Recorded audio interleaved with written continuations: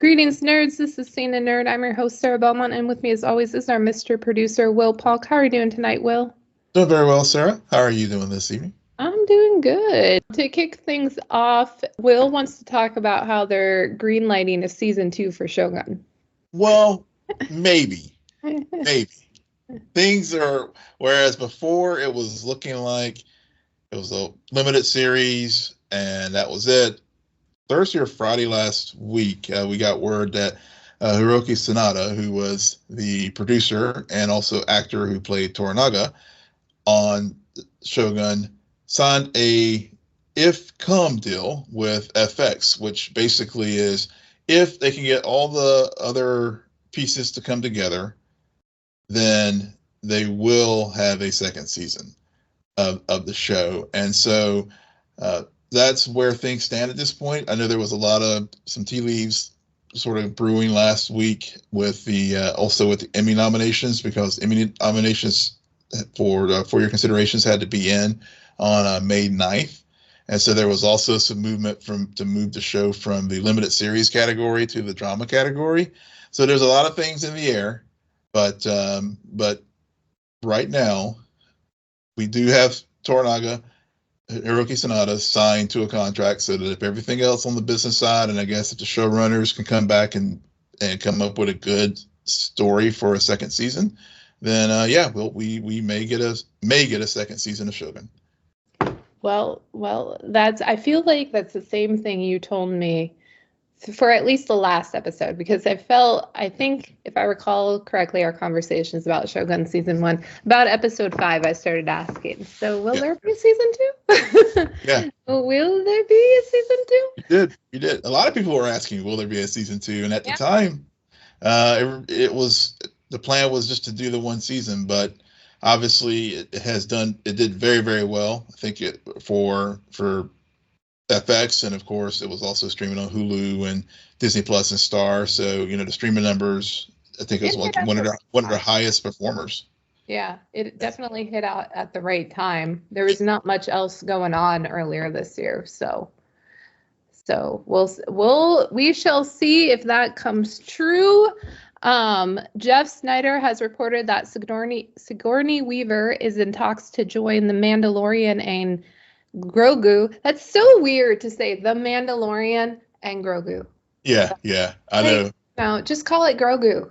Just call it Grogu. Yeah, that's the only thing everybody cares about. I think I actually saw on social media today, I think the Mandalorian was trending, not for this news, but I think it was maybe the trademark or something of when they trademarked Grogu.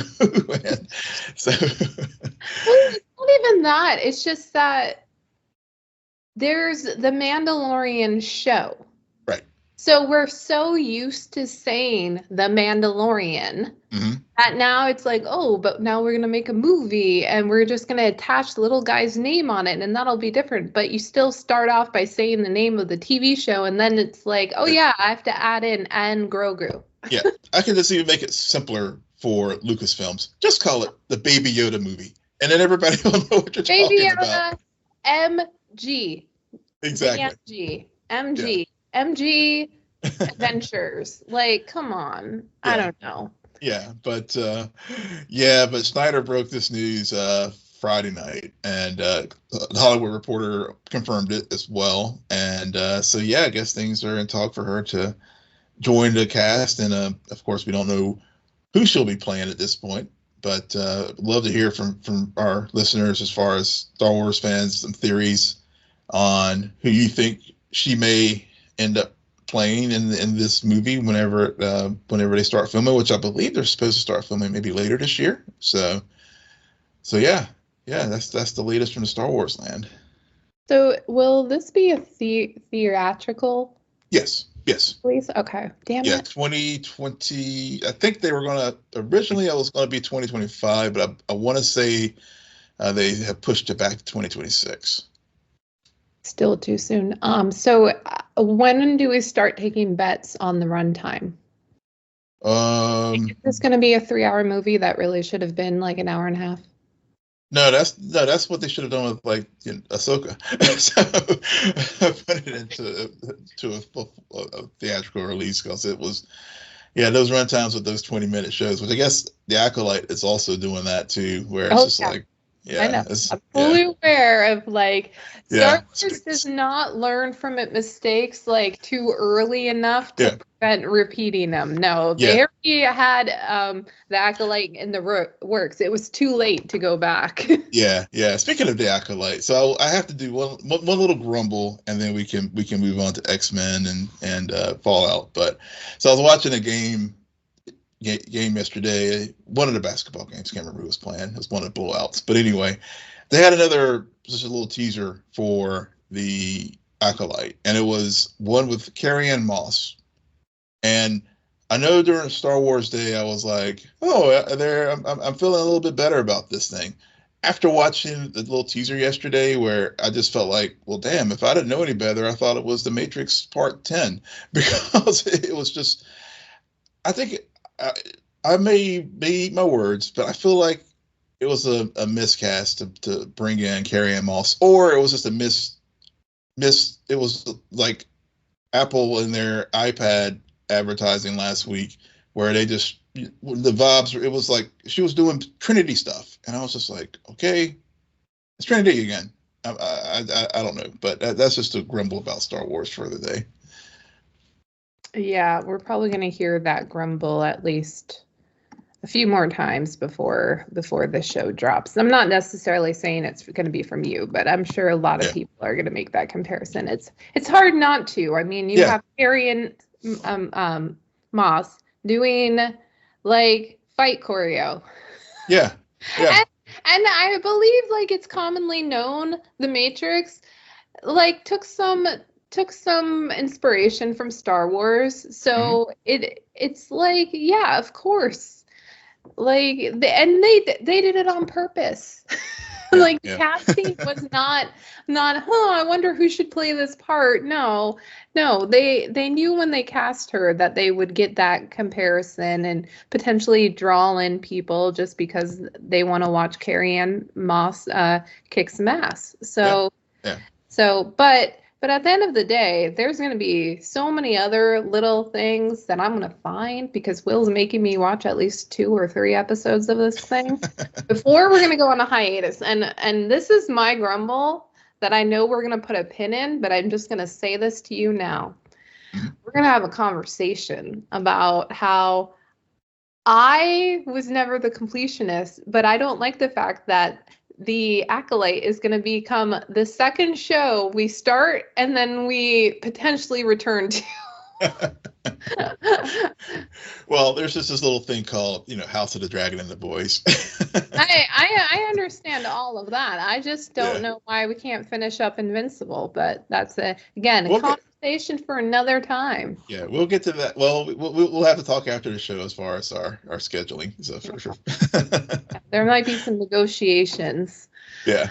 All right. That brings us to X-Men 97, Episode 3, Fire Made Flesh. The Visitor was a clone? No. The Visitor was the real Jean Grey. Mm-hmm. And it turns out the clone was with us the whole time. Yeah. Dun, dun, dun. Dun, dun, dun. Yeah. Oh. Speaking of Invincible, I couldn't help but think when I was reading your show notes, I happened to think about the clones in that show. Which one was first? I didn't think about that at all, because those characters, for some reason, have never resonated with me. I don't know why. I never thought about them. The synopsis for this episode is: when a visitor arrives at the mansion with a dangerous secret that threatens Cyclops and Jean's relationship, the team is propelled into a tragic confrontation with an immortal mad scientist, aka Mr. Sinister. Now, correct me if I'm wrong, but I couldn't help but just think about how there's been a few. Has there been at least 1 or 2 teases in the MCU of Mr. Sinister? Maybe Doctor Strange, maybe. Maybe. I just vaguely feel like there's been, or maybe in What If, a few recent and maybe a few really old like really old, and there, granted, there's a few. Sony does a weird thing. Mm-hmm. I don't know if Sony would ever bring up Mr. Sinister. I'm not sure, but for those who have been in the shadows just waiting, this was an episode for you because it featured a lot of Mr. Sinister. This felt like more of a one-off episode than the previous two. Mm-hmm. And so I'm kind of glad. I was reflecting on yesterday when I watched it. I'm glad we got this one over with because I know that there's some two-parters headed our way as we make our way through this season. So this I can see what it was doing mainly for Cyclops and Jean Grey, and then we have the Storm tease at the end. At the same time, it very much followed a villain of the week format. It did. Yeah. It did. Yeah. But it was I really did like the episode though. I mean, I think with Mr. Sinister and also with the clone with real Jean showing up and of course the whole, you know, the team being sort of already kind of unbalanced because you're still dealing with the disappearance of Professor X, and of course Magneto is now the leader of the team, and Scott's sort of and Jean were already in trying to transition mode out of the team. So, and then their whole world gets turned upside down whenever real Jean shows up because they're already like, oh man, we're already trying to wrap our heads around like Magneto being our leader. Now you're throwing this on us. So, right. Yeah.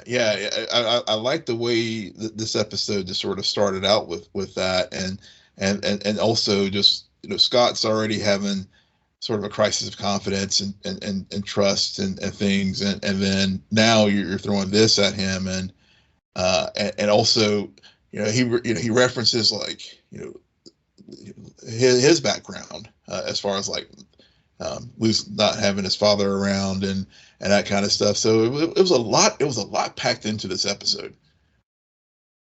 Yeah. They did a good job with pulling on all of the threads about trust issues and that comes when you introduce a clone into the team, or like this idea that you don't know when one was started, and like you do know which one gave birth to Nathan. Yeah. But then also, but it was a clone, and like, does that, but yeah, it's very confusing. And so I understand the focus, and they did bring in the team enough to where when they were when clone Jean goes, what does she refer to herself as? It was the stupidest name ever, Goblin Queen. Goblin Queen. Yeah. When she goes berserk on all of them and starts messing with their minds and showing them their fears. And there was one fear. So I didn't really. I guess Morse's fear was Mr. Sinister. Yeah. Is that one? Yeah. Okay. Yeah. What in the heck was Beast's fear? I didn't. So Beast's fear, I didn't really pick up on what it was. I mean, yeah, because Morse was in the elevator, right? Yeah. I would have been afraid of that too, in all honesty. But Beast also did not react afraid, and so everyone else's was kind of predictable. What it was, I didn't really like the whole gambit of it all. I mean, I know I have a feeling where this is headed, but I also don't think it was necessary to continue watering that seed. But we'll see what happens later on the season, and we're only on episode 3 with that. Yeah. So, yeah, go ahead. Yeah. I mean, as far as the whole gambit with Magneto and Rogue's relationship, they were definitely pulling in basically pulling into the animated series something canon that was the storyline in the comics. So, you know, so I did, you know, so to your point, that thread will, that seed will, cultivate and grow throughout the series, I'm sure. Yeah. What else happened? So, okay, Bishop. Yeah. Is it just me, or did he just magically appear in this episode? So we saw him in the first one. For like how long? Yeah. And then we saw him during the trial. I mean, we did see him briefly whenever whenever they were in the United Nations and they were fighting off the xenophobes. Right. With the trial and stuff. But but then we do get Bishop's back. We do finally get to see his time bracelets. Yep. And they're getting repaired, and of course we saw his sort of backstory with his sister, and with all the visions that the Goblin Queen was messing with everybody's mind. But I guess really the bigger point with him in this story, I think, was just he was the MacGuffin to basically take Nathan to the future, so he can, because since the Sinister infected him with the tech virus that enables him to later become Cable, they can only treat it in the future. So, which as a parent, I was just like, I will say that this is not your Saturday morning kids show anymore. They're definitely like pulling on some more darker themes in this series. Yeah. So I think that was kind of my point of being like, I barely remember him in the first 2 episodes, and then suddenly there was like all of this, like he was just there and very present, and I'm like, what are we doing with Bishop here? And then at the end I'm like, okay, I get it, I understand. But it kind of, I'm like, why couldn't we got some of that stuff earlier on too? So it wasn't just like a pull at the heartstrings because Nathan has to get taken away, but like Bishop is going with him, and it's, I don't know. But it did also, they answered our question that I posed at the very end last week. How long are we going to watch the X-Men raise a baby? Yeah. One episode. One episode. Yeah. And honestly, there could have been some things that tie back to the animated series that I just can't remember or just didn't watch. Oh, I am sure there are and I appreciate how they are not spoon feeding that. If you're really curious, you go back and watch the original show, of course. Mm-hmm. But at the same time, I guess in terms of just this season overall, and knowing that there's people who either haven't watched it or haven't watched it in a very long time, that they may need to get a little more connected to some of these characters who are going to have a big part in an episode, and then you're not going to see them. Because we might, I don't know, I have a feeling we're going to see Bishop later on this season, but I wouldn't also be surprised if we don't see him until season 2 again. Yeah. So I do not know. Is there anything like Mr. Sinister, Royal Destiny, blah blah blah? He's just another X-Men villain. Like, there's Magneto, and then there's everyone else, arguably, for villains. Yeah. I mean, basically, this was sort of a bridge episode, I think, to pull together certain things from the first. Like you said, the first 2 were really got us back into this universe. This one is sort of like, okay, we're going to carry some of the threads forward. We're going to introduce real Jean and then really blow up Scott's world, and then also they did tease Wolverine and true, I guess, OG Jean's feelings for one another, and whenever she was there in the hospital room, and then of course Madeline, I guess they also introduced Madeline Pryor into the animated series universe, putting that name canon in this universe as well from the comics, as far as the clone Jean, because that's again, that's They are pulling from that universe as well. So, I mean, there was a lot of things, like I said, there was a lot of things packed in this episode. And, I'm not as steeped in my X-Men lore, but I know enough that I was like, oh, I got, I made a lot of notes here as far as like things to keep an eye on for later in the season. That's good, because we're so early there's been some hype for me hearing from like Kind of Funny guys have brought up X-Men before on their regular podcast. And so I do know that it's gonna get like really, really good. And we're just in the setup mode, like get you back into the rhythm of watching X-Men 97 and refamiliarizing yourself with these characters and their plights. And you're right, it really is like, okay, we have our first two beginning episodes. We need this bridge now to have the kid, get rid of the kid. Yeah.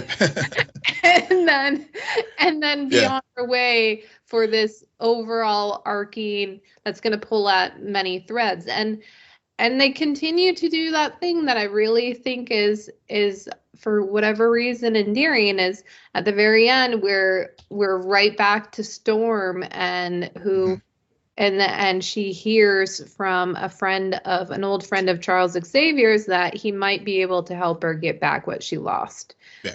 So we, we're just getting started, and next week we're going to talk about 4 or 3 episodes. I forget off the rundown, but it's going to be an all X-Men 97 podcast. That's right. We'll have 2 weeks in a row of all X-Men 97.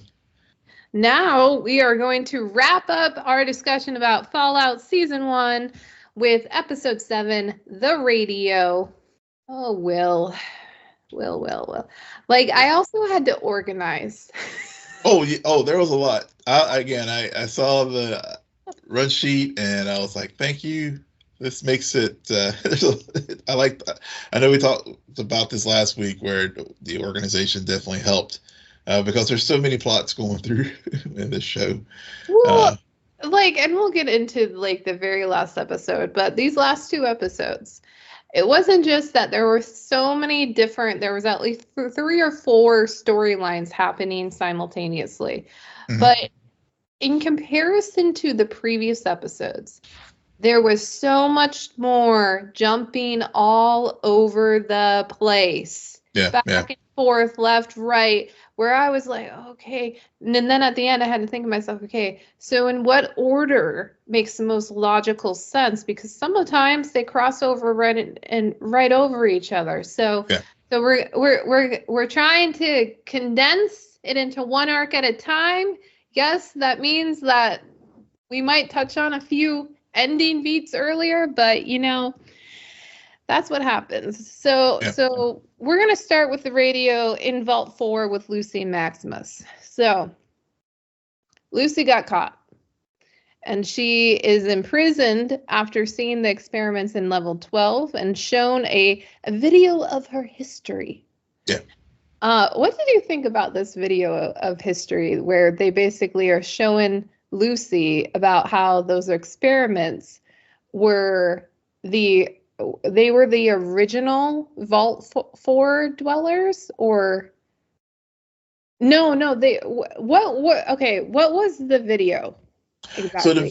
So my understanding of the video was the scientist, and this does touch on something you mentioned before last week, as far as what would happen if the scientists ended up running the world. Yes. And so these scientists were trying to create a hybrid human with the radioactive resistant creature. Yeah. So they were making the golfers, the thing that we saw way back, I think, in the earlier episodes in that radioactive lake. Yeah. Yeah. And they were experimenting on vault dwellers or surface people.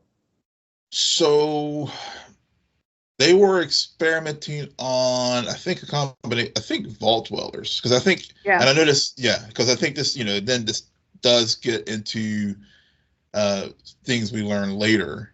But just to put a pin in that, but this, these were the experiments that all the other vaults were doing, and we learn later about why that is the case.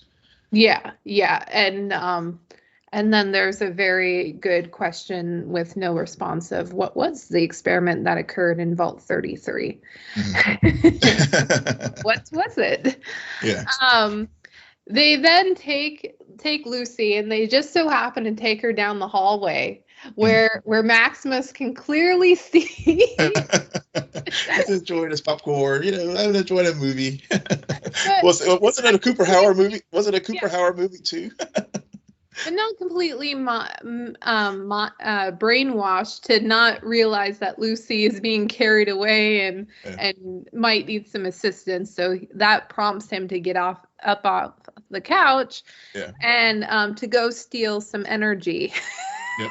He's like, it's Maximus. I'm going to do the right thing, but first I have to do the bad thing to do the right thing. It's Maximus. Yep, exactly. Right.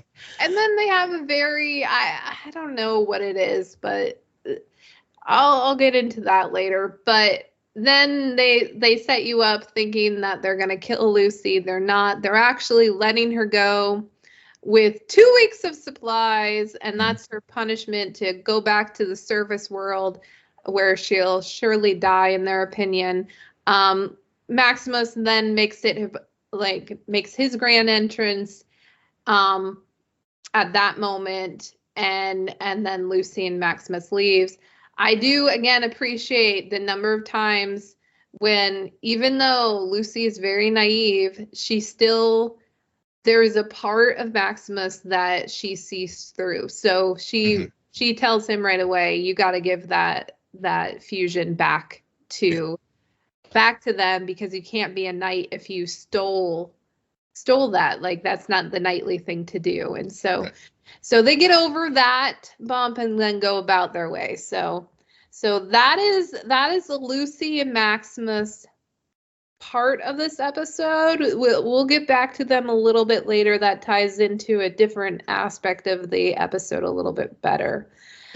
Then we got another thing that happened more in these last 2 episodes than in previous. We got a lot of ghoul present day versus ghoul flashback. Yeah. Ghoul present versus flashback. Yeah.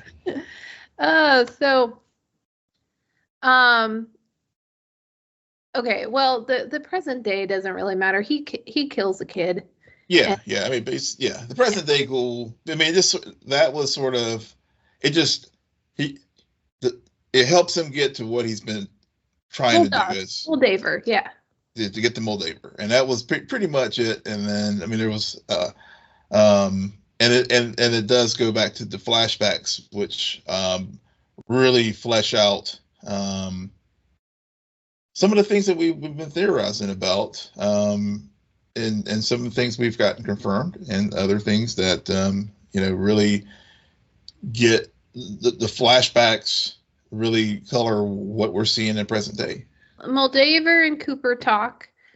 Moldaver hints that she knows a part of Barb that he does not. And she basically hires him to spy on his wife for the better good, because Barb and Vault-Tec stole cold fusion energy, which is infinite energy, and which is something that she and her fellow scientists were working on, but Vault-Tec bought it because it would be a resource that would end the war and basically make Vault-Tec sales go down, because they are it would be the downfall of their business model, so to speak.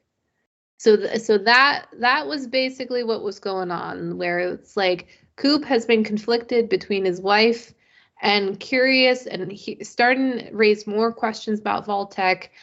Moldaver comes in, offers some answers, some insight, without telling him everything, and because she knows he can be a pawn in her overall game. So that's what's going on in the background, and we'll see more about the spying that happens in the last episode. Yeah, one of the cool things I liked about that whole sequence, though, with Cooper at the time was it really to me sort of sets up how how Cooper and Lucy are, even though they're 200 years set apart, there's a lot of similarities in their personalities as far as Cooper has this sort of purity to himself as far as whenever he was sitting there hearing Miss Moldaver, I guess at the time she was calling herself Miss Williams, talk about the evils of corporate greed and all that kind of stuff, and they were trying to the whole Red Scare kind of stuff, and he was like, I've heard enough of your bullshit. He's all that patriotism, and there's a lot of, we see that in present day with Lucy too, with her, whenever she had some of her earlier encounters with the folks in Philly and Maximus and others. So I liked the way they were doing those, sort of setting up those parallels with the two characters. Yes, I do too. That brings us to Thaddeus, who Thaddeus, you came and you went. I mean, okay, I'm just gonna say this now. Thaddeus' biggest crime in this whole show was putting the dog in the fridge. Yes. The moment he did that, kill him. Yeah, kill him. Yeah, he got what he got what he deserved, becoming a ghoul. Seriously. And then, the dog did nothing to him. Yeah, he just sticks him in the fridge. Yeah, the dog. Yeah, I mean, Thaddeus was a dumbass that got his foot crushed by Maximus when they were fighting over the armor. So. yeah, and then by the end of the episode, an arrow through the throat, not dead. Turns out he became a ghoul. Yep. And then he did get shot, right? He did, I think, and he healed, and so he ran, of course, just like true Knight Titus, he ran. Right. Yep. He ran far, because the Brotherhood was arriving, and they would not accept a ghoul in their knighthood for sure. No. So that leaves Lucy and Maximus, who also happen to show up. Because Lucy has that tracker of the head, and so they again very conveniently wind up at the right time to get the head, and then also find another head that Maximus decides to use to give to the Brotherhood, while he sends Lucy to go find her father with the real head. There's a lot of heads suddenly. We're just talking about clones. Now we're talking about a lot of headless people. Yeah. And he has her go about her way, and he'll deal with the Brotherhood the best that he can. So we have a splitting of paths. A lot of people have come together and then suddenly break apart, leading up to the finale. Anything you want to talk about Thaddeus? I mean, he serves some purposes of getting Maximus to certain points. So the one thing about I know we jumped right to him becoming a ghoul, but it was the snake oil salesman where he made the exchange for the cold Maximus's armor's cold fusion pack with the snake oil salesman, and that guy the snake oil salesman has been a recurring character throughout this first season. So I'm just trying to and now that he has a cold fusion unit, and I'm just wondering where is he going to turn up next as far as in the overall story? He's the big bad of season 3. Yeah. Yeah. He's going to be collecting these little things along the way through all these different interactions. Mm-hmm. And then he's going to build something for season 3 that's going to end the world.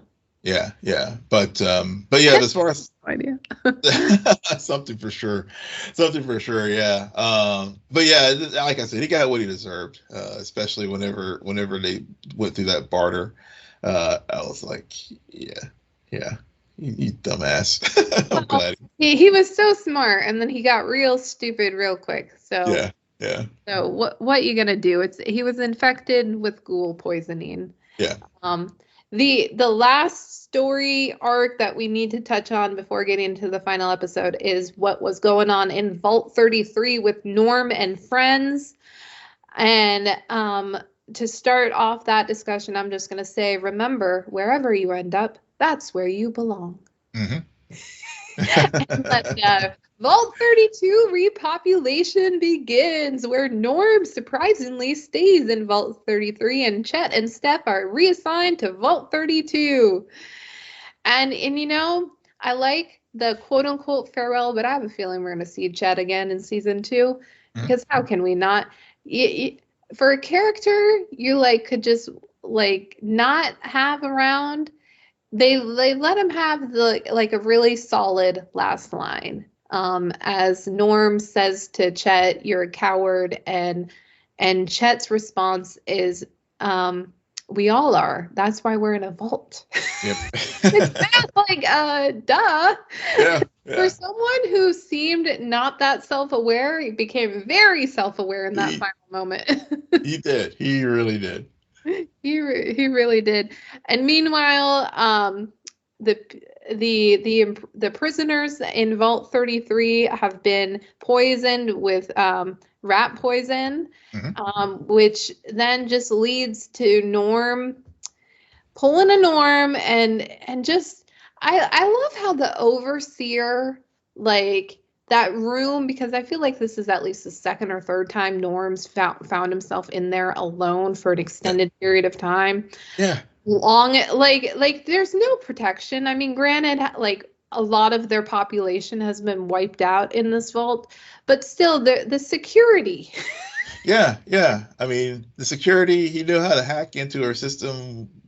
I mean, I guess his dad was an overseer, so I guess he maybe picked up a few tricks along the way, but still. It also doesn't seem like the most advanced technology in a weird way.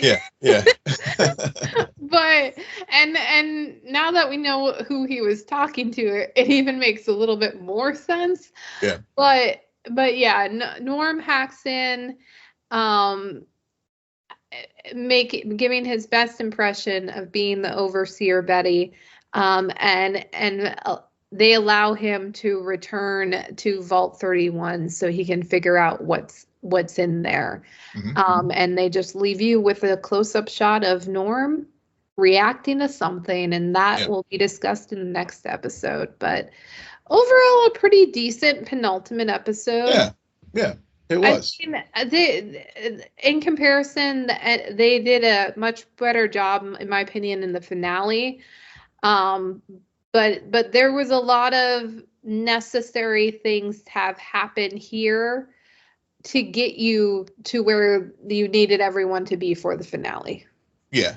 And something you said at the beginning, whenever we started talking about this episode, it does feel like they almost were like, we're going to have 10 episodes, and then Amazon, and then they got word back, no, it's only 8. So then they had to really shuffle a lot of things and pack a lot into this penultimate. But yeah, but as far as penultimate episodes go, it definitely was one of the better ones I've seen. Yeah. And that brings us to episode 8, The Beginning. 200 years have passed since the beginning of the apocalypse, and leaving the atomic shelter that protected them will pave the way to an unknown world that will unleash a war of survival. Ghoul flashback. Again, this is not in order because they went all over the place, but we're starting with the ghoul flashback, where we meet Bud Askins again. We re-meet Bud Askins, and then you know what he names drops? Buds. Yep. I don't have kids, so this is my way. This is my way.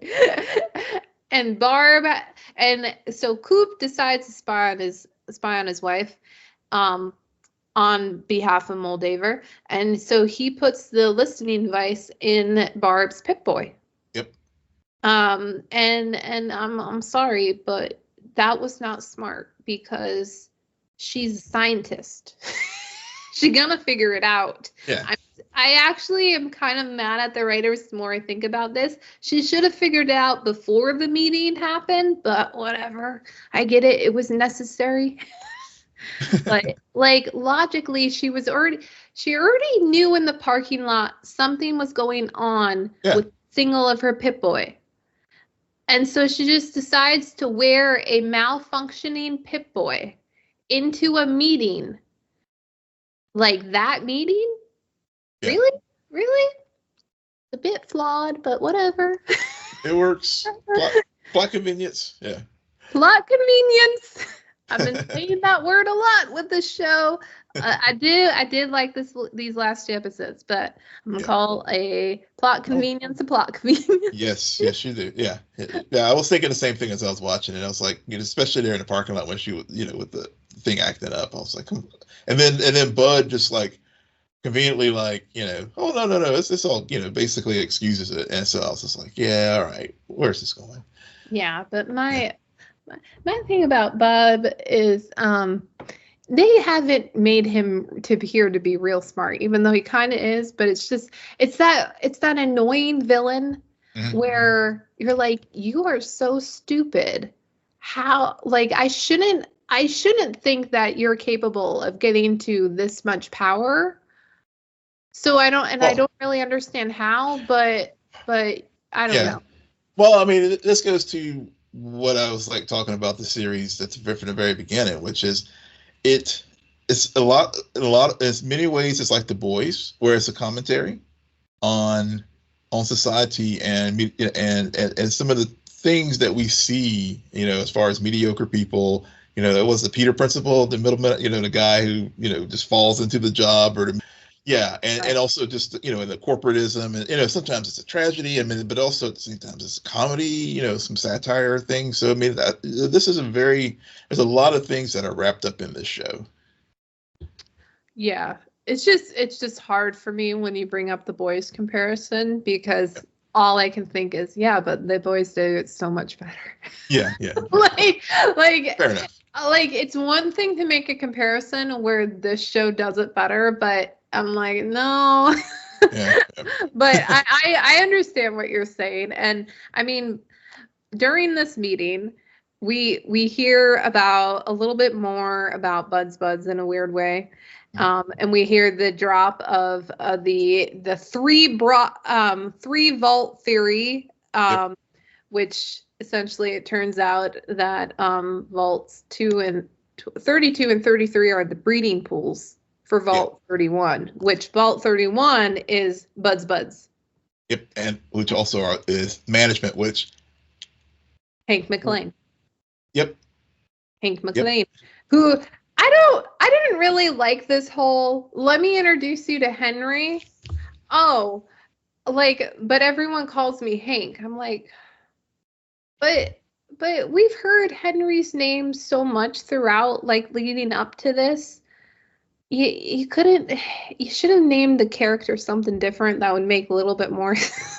But I don't know. It just took me off. I'm just like, oh, that's another weird convenience. Oh, but everyone calls me Hank. Yeah. But again, our theory, even though we thought he was maybe president, but he was management, but the ghoul, and he does have ties back to 200 years ago. So. Oh yeah. But we've known that for a few episodes. But it was cool to get it confirmed, but also when I heard the line, with the whole management, as far as with whenever they were in this, in this Doctor Strangelove-esque meeting, I couldn't help but think about when Norm and Chet saw the Down with Management painted in Vault 32. Yeah.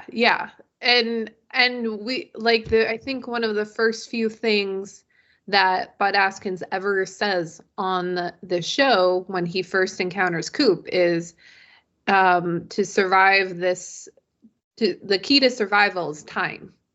And he adds on management. And so and I think that's right, the episode where they first go into the vault and Norm sees down with management. So they planted all of the seeds.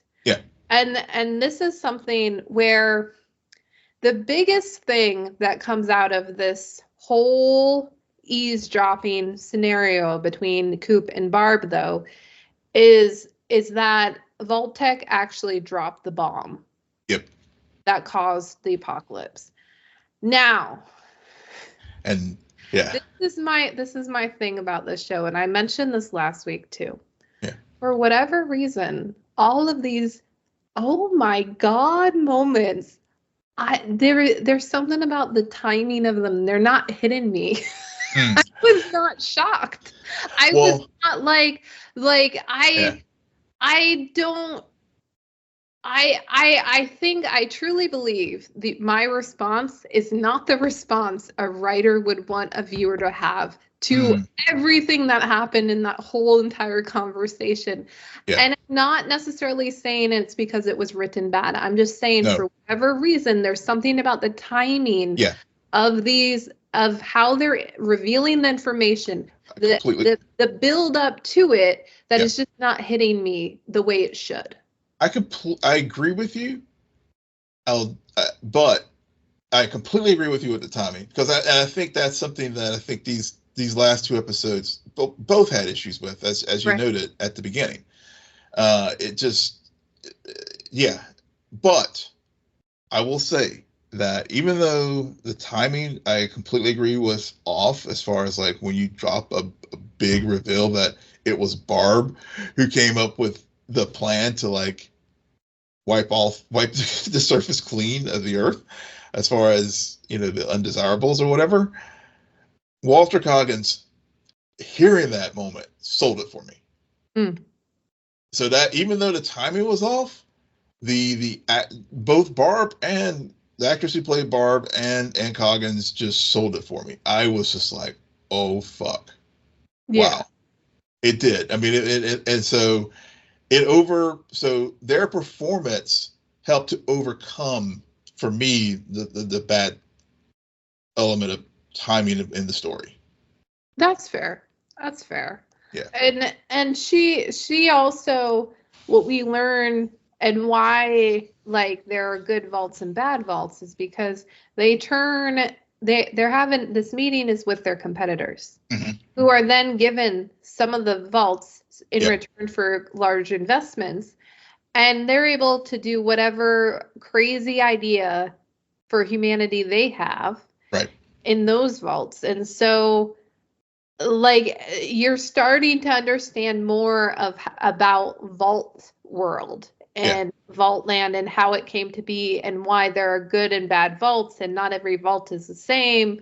And it just reconfirms that the vaults that Lucy and we're first introduced to are like true Vault-Tec vaults. Say that like 500 times fast. And Vault 4 was the guy who we saw the scientist we saw the company that came up with Vault 4 in that meeting. Definitely. And while this is all going on, okay, because again, this episode it's edited very heavily, because we have a flashback and we have present day Lucy finally coming to meet Moldaver at the observatory, and she walks through gates and the first thing I see is corn. Corn. Cool. And she makes her way up to the stairs and we see and also one of the ghouls that she saved at the okay. I knew one of somebody like a ghoul recognized her. I just wasn't sure how or anything, but okay, that makes sense. And then we get Moldaver is having dinner with a ghoul who's kind of chained down, a very old ghoul, and Hank is in a cage.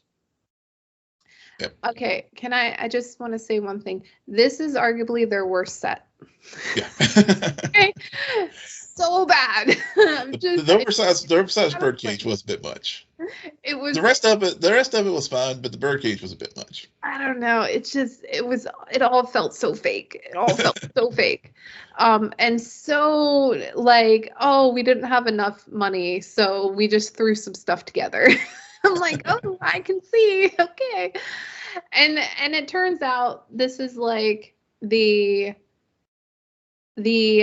community getting brought up from the ashes that was Shady Sands. Yeah. Okay. And we learn a bit more about the Shady Sands history, and it's linked to the McLeans, as it turns out, Lucy's mom. Now, Will, you're gonna have to stop me if I'm getting these things wrong. But so Lucy finds out that Hank's a part of management. Correct. Okay. And then Lucy, or her mom, takes her kids to the surface world. Correct. Okay. Prediction for season 2. There's going to be a moment where they do a flashback where Maximus and Lucy knew each other as children. Anyway, during this, it never crosses her mind that her husband he might seek vengeance. He might want his kids back. And he does, to the point where he burns down Shady Sands and takes back his kids, and and Lucy's mom is the ghoul that Moldaver is having dinner with. Mm-hmm. Yep. Yeah. The little reveal. Yeah, the little reveal with the necklace there. I was like, oh, okay. Yeah. And it's just and Lucy for the next 40 minutes in complete, anytime you see her, state of shock. Yeah, that was pretty much Lucy's role in this episode. It was just basically like, I'm just gonna yell. Everybody's gonna yell at me to like make a decision. Pick a side. Well, it wasn't just that. It was like that. That's a lot of revelations. Yeah. For Lucy, and she's just processing. And so as people are yelling at her about decisions, like it's me or your father, it's this or that, she in her own mind is rewriting who she thought her dad was, and is like trying to understand this and what this all means. And so I think the actress did a pretty good job about playing that off. She did. And everything.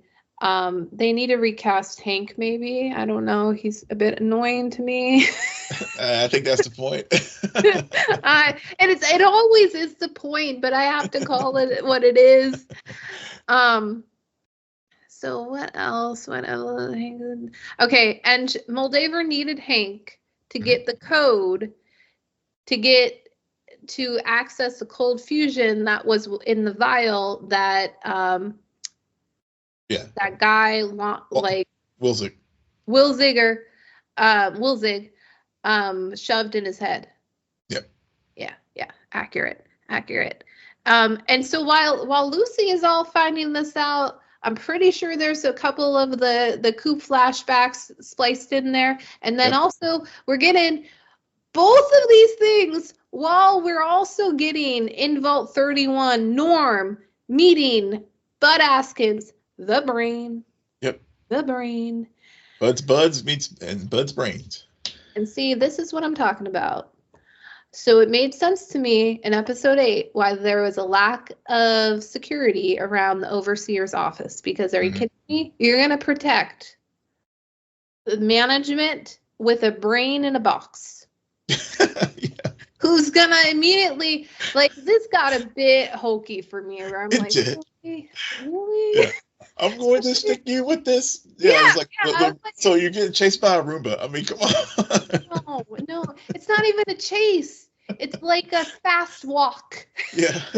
Fast walk. And Norm's not really a fast walker. Yeah. Like, he had no pressure on him whatsoever. Yeah, I think it's the absurdity of the moment. I guess maybe that's what they were going for. And it was. I was just like, really? At first I was like, oh, cool. And then it went on. And then the more I realized, because the longer it went on, the more I realized, no. They seriously just left a brain in a box. Yeah. Protect their biggest, arguably, secret. Yeah. I don't understand. Well, I think it shows a flaw in their plan. I don't know. I mean, because at the end of the day, Norm took his dad's pod, right? Yeah. Because as bad of a security the brain is, he does manage to lock Norm in Vault 31 and tells him, go take a nap. Yeah. Which is like, and I guess I guess it's worked for 200 years. I guess it has. I mean, what they haven't explained, and I'm curious about this because when an overseer comes out, they breed, and then I guess their next in line just takes their spot. Yeah, but here's what I was gonna say, Will, is what they haven't explained, and I'm wondering now with season 2 if we're gonna get into this, because in present day, spoiler alert, Moldaver's dead. Yep. Was Moldaver, like, how did she survive for 200 years? That's a good question. They did not tell us that at all. I mean, I assume she was in a cryopod, but maybe she was in one of the cryopods in Vault 4. Maybe that's right. Well, but not all vaults are the same. Yeah, true. Like that was a Vault-Tec, so we don't know what. And a lot of the people that we met in Vault 4 were previous surface people. Yeah. Well, yeah. Yeah, so we don't know, and we also don't know how many Vault-Tec vaults there are. Right. Granted, Hank is flying towards something. Yeah. Well, I mean, I guess the observatory was the headquarters of the new California Republic. So maybe the NCR was, Moldaver's group was maybe sort of the forerunners of that. So maybe they had cryotech. I mean, clearly she developed cold fusion, so she had a means to be able to. Again, I'm not doubting she didn't have a means. I'm just like, that's a question I want answered sooner rather than later, especially because she's dead in present day. We just got to understand what's happening. All right, so we talked about Norm in the vault. And this brings us back to Maximus. Yeah. And this will carry us home because Brotherhood kind of was a lot in this episode. We got a lot of Brotherhood and Maximus, who are very forgiving people. Like, it's weird. You get this impression from Maximus Thaddeus, and we learn his name. What was the guy who hurt his foot? Dane. Dane. Yeah.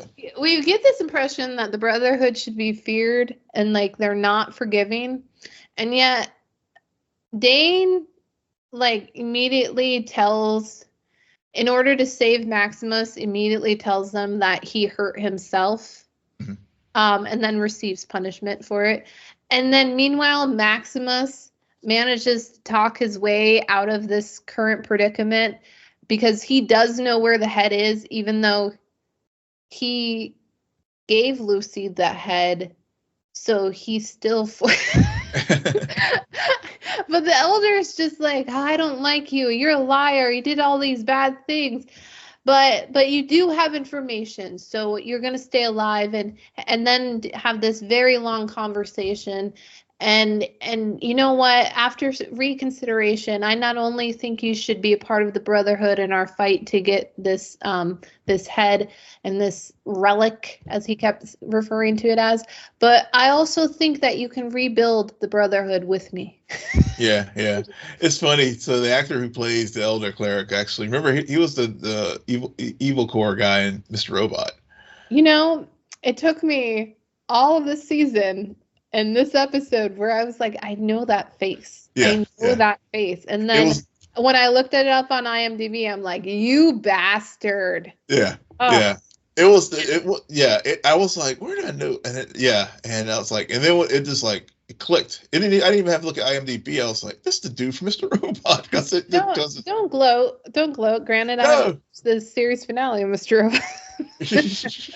No, it's just, I was just like, that's why it worked so well. Yeah.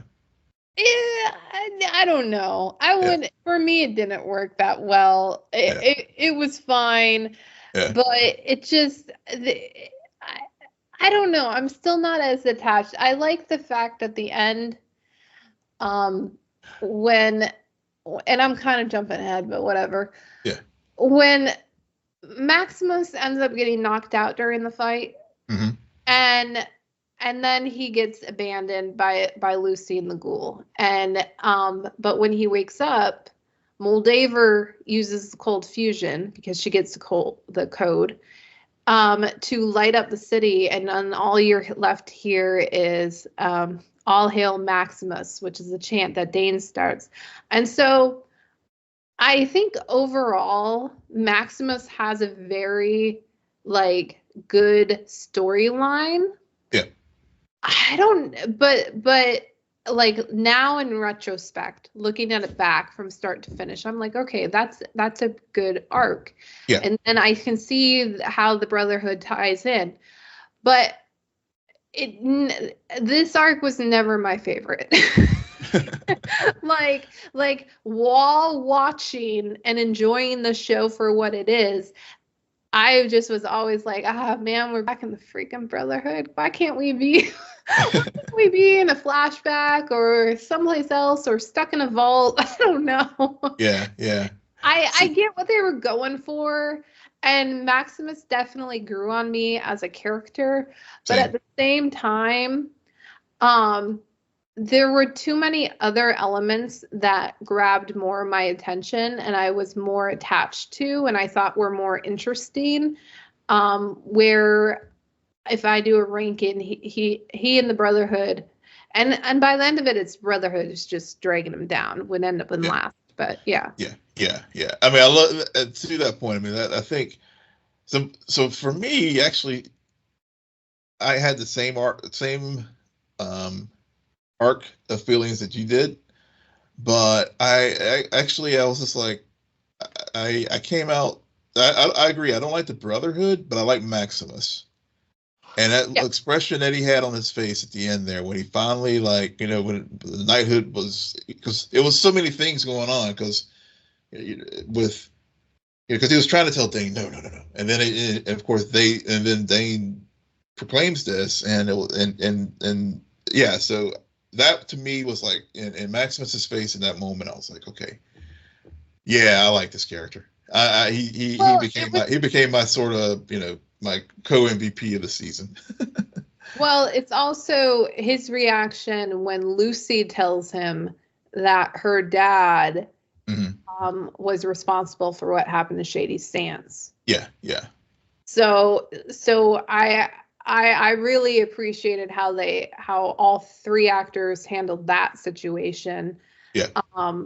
And then to parallel that with at the end, like both Lucy and Maximus, they get what they want, but then their journeys cause them to start to want something else, which is then in a way sacrificed or put on the back burner because they got what they originally wanted. So it's an interesting situation to be in because, well, now you got what you wanted, but you've already moved on to a new dream. So so what are you going to do now? Right. Exactly. And also just the parallels between Lucy, Maximus, and even the ghoul. Like everybody's worlds just got blown up at different points. The ghoul's 200 years ago. Yeah, and he's still hung up on his wife because we really learn at the end that and I'm so glad that next season we're gonna get more Lucy and the ghoul. I don't think there was enough of it, but understandably so. But still, I really like them together. And because the ghoul tells Lucy that he wants to go find his family. Like that has been what he's been looking for. Yeah. This whole time. And it kind of clicks because you're like, okay, but seriously, where are they? Granted, I can't help but just remember he was with Janie the day of the apocalypse. Right. At that, so when he didn't say Barb, he didn't say his wife, he said my family. Right. So I wonder, I'm curious about how they're going to maneuver out of that, or what explanation we're going to get, especially if Janie's alive. Yeah. And also where they split up on that day. Yeah. Because I mean, clearly, because like I said, he's with that scene with the reveal. Was the bomb drop shortly after that, or was it weeks after? It's so many outstanding questions that we have there for the upcoming season. Yeah. They did this season. I'm so glad there's going to be a season 2. Yeah. And I've said this the entire time we've been talking about this show. This season is a prologue, and we got a lot of meat in these last 2 episodes. But and I just applaud them for calling this the episode the beginning. We're only getting started. Yeah. I mean, as you put, I'm pretty sure, because I know I didn't write this, like the final little tease is New Vegas, which we're gonna become familiar with in season 2. So now, to your knowledge, has season 2 already been shot or just greenlit? It was just greenlit. Okay, it was just greenlit. Yeah. Well, so that means it'll be another 5 years.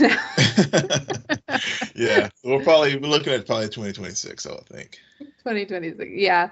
I mean, granted, Amazon, I think over the years, Amazon Prime, they definitely have a style. You can tell visually this is an Amazon-produced show. Yep. And, I mean, you can also tell, like, arguably thematically, they have figured out what their brand is, especially with new content and original content. Yeah. And yeah, for all intents and purposes, their original content is pretty consistent. Yeah. It is. I completely agree. And made for adults. Yeah. I find that really interesting that like when you talk about this show, because there was a nudist ritual scene that I could have gone without. When you talk about The Boys, Gen V, yep. there's a lot of, this is adult content that arguably a decade ago would have been on HBO. Yeah, it would have been. It would have been. Yeah. Invincible cartoon for adults. For adults, yeah. You're right. Yeah. Yeah. All right. Well, that leaves that is it for us tonight. Will, why don't you tell our listeners where they can find you? Yes, you can find me on X, formerly known as Twitter, at Will M. Polk, WILLMPOLK. And you can find me there too at SJ Belmont, SJBELMONT. Please follow our crew on Twitter at Scene and Nerd. Friend us on Facebook, follow us on Instagram and Threads at Scene_N_Nerd, and visit our website, www.sceneandnerdpodcast.com. But most importantly, rate, follow, and comment on Apple Podcasts, Spotify, YouTube, or wherever you get your podcasts. Good night, Geek Out. You're welcome.